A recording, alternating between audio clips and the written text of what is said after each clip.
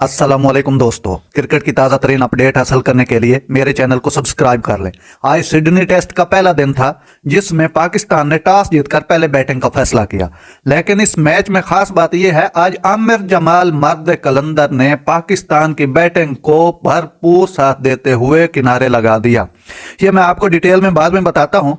आपको मैं score card के ऊपर दिखाता हूं कि किसने क्या किया। ओपनिंग पाकिस्तान की अब्दुल्ला शफीक और सैम अयूब है, तो दोनों 0-0 पर आउट हो गए।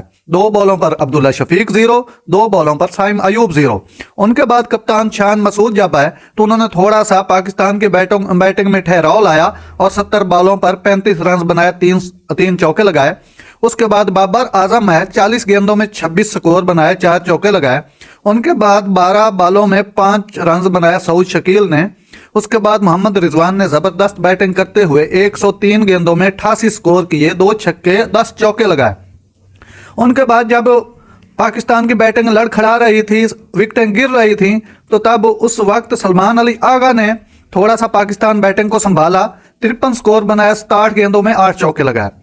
उनके बाद एस खान ने 15 रन बनाए 23 बॉलों में।